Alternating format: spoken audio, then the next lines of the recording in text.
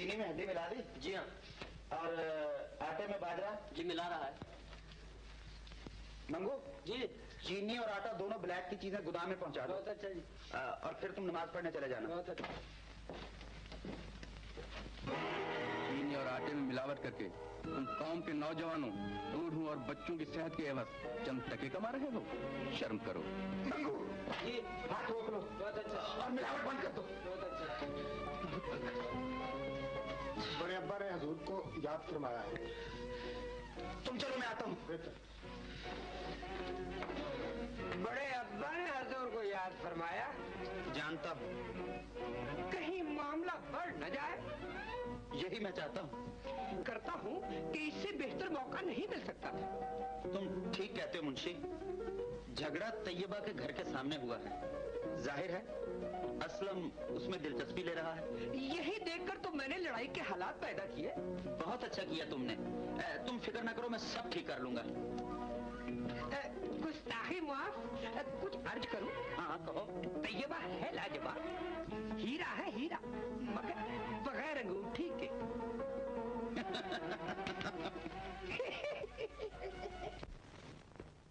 कल के हजारपति, आज के लखपति, आने वाली कल के करोड़पति, शेराशन डिपो, 2 मिलों और इंपोर्ट एक्सपोर्ट के वसी कारोबार के वाहिद मालिक, सरकार दरबार जहां हशमत वाले आगा सलीम रजा तशरीफ लाते हैं। मुझे गुल का ये रवैया बिल्कुल पसंद नहीं।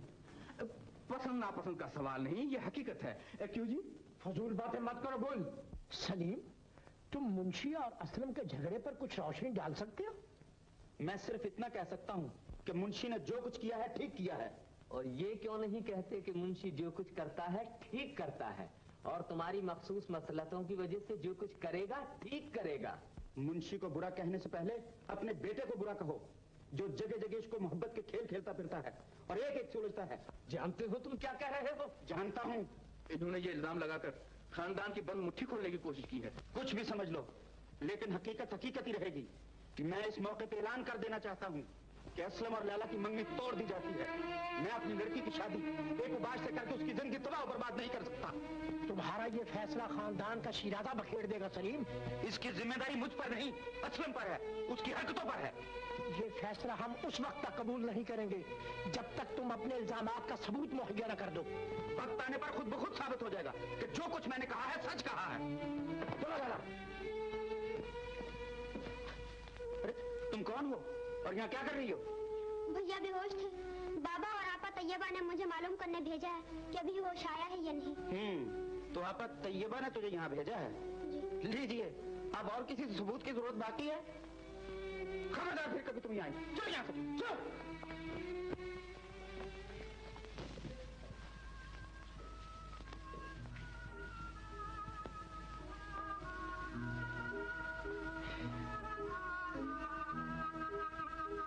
तुमने सब कुछ अपनी आंखों से देख लिया है ना, और मेरा फैसला भी सुन लिया है।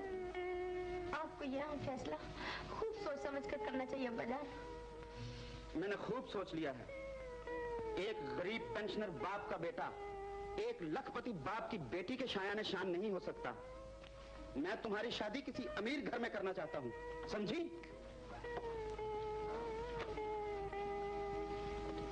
आप इंसानी कदरों को अपनी दौलत की तराजू में तोड़ रहे हैं अब्बाजान। इस जमाने की सबसे बड़ी जरूरत दौलत है, इंसानी कदरें नहीं। आपकी सोच दिन ब दिन मुख्तलिफ होती जा रही है अब्बाजान। मैं तुम्हारा लेक्चर सुनने नहीं आया लैला। आज से तुम असलम से पर्दा करोगी, ये मेरा हुक्म है।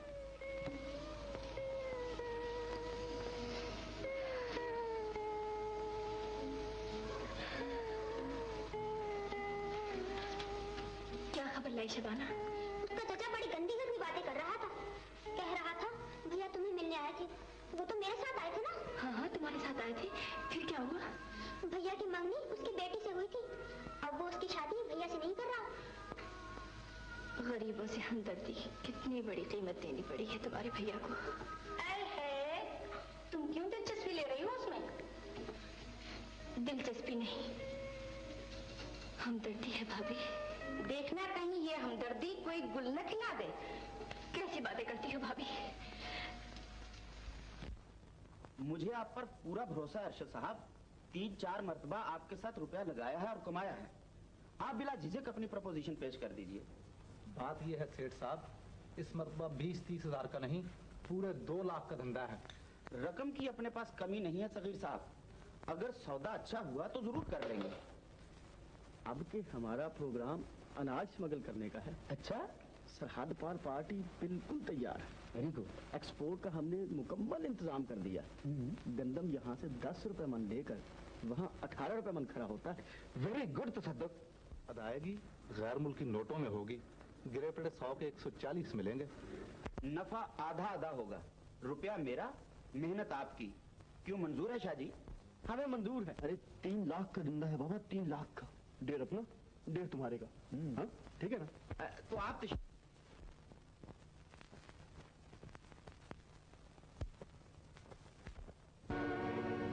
हो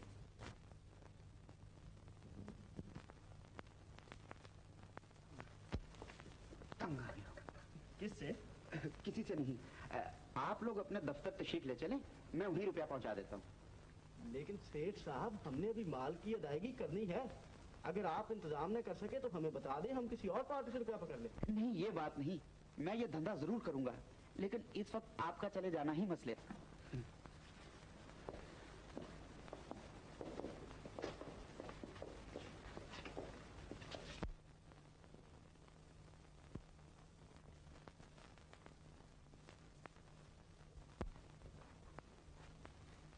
अरे फिर वही मजहबी किताबें? अरे पगली, इनका इस जमाने में कोई मकसद नहीं। वो मैं तुम्हारे लिए जो जदीद नावल लाया हूँ वो क्यों नहीं पढ़ती? वो भी तो पढ़ती हूँ बजान। अच्छा, 4 लाख रुपया जरा तिजोरी से निकाल लो। 4 लाख? अरे हाँ भाई, 4 लाख। 2 लाख एक बिजनेस में लगाने हैं और 2 लाख की पेंसिलिन स्टॉक करनी है। थोड़े अरसे के बाद बहुत ज्यादा कीमत पर बिकेगी। दवाइयों की ब्लैक करना बहुत बड़ा गुनाह है बजान। मैं गुनाह सवाब को तुमसे ज्यादा अच्छी तरह समझता हूँ। तुम जाओ, जो रुपया लेके आओ। फर्ज कीजिए मैं बीमार हो जाऊं और मेरी मौत एक दवाई से रुक सके, वो दवाई बाजार में न मिलती हो, तो उस वक्त आप क्या करेंगे? उस वक्त मैं उसे हर कीमत पर हासिल करूंगा, समझी? हर शख्स आपकी तरह दौलतमंद नहीं है अब्बाजान। आपकी कौम का हर फर्द हर कीमत पर दवाई नहीं खरीद सकता। तो मैं क्या करूं? जरा सोचिए तो, स्टॉक की दवाइयां न मिलने से कितने बच्चे यतीम हो सकते हैं, कितनी औरतें बेवा हो सकती हैं, कितने घरों के जलते हुए चिराग बुझ सकते हैं। मैं सबका ठेकेदार नहीं हूँ। अब्बाजान, ब्लैक करने वाला कौम का मुजरिम ही नहीं, कातिल भी है। आखिर तुम सब लोग मेरी बिजनेस के क्यों पीछे पड़ रहे हो?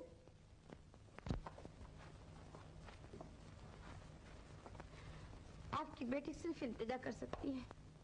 तुम्हारी इल्तिजा मुझे तबाह करके रख देगी लाला। दौलतमंद तबाह हो सकता है, कनात करने वाला नहीं। खुदा का काने हो जाइए। ये सब कुछ मैं सिर्फ तुम्हारे ही लिए तो कर रहा हूँ लाला। अगर आप मेरे लिए कर रहे हैं तो मुझे हलाल की दाल रोटी लाकर दे दीजिए, फिर देखिए आपकी बेटी कितनी खुश होती है। तुम जाओ, जाकर रुपया लाओ।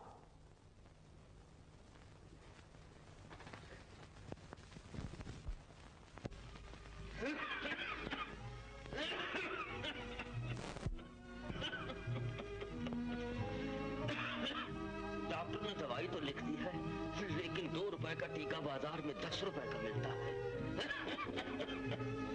जाने कुदरत को क्या मंजूर है बाबा।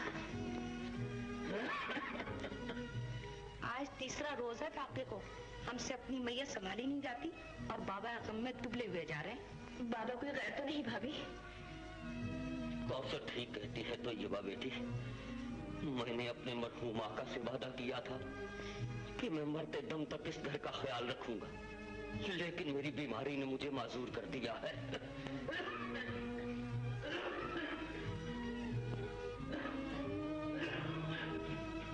तो अपनी इस माजूर मैयत को कहीं और क्यों नहीं ले जाते? सारी रात खांस खांस कर हमें क्यों बेजार करते हो? ठीक करती हो, ठीक करती हो। आज के बाद मेरी खांसी तुम्हें बेजार नहीं करेगी। मुझे अपना फर्ज पूरा करना चाहिए। तो शिवा बेटी,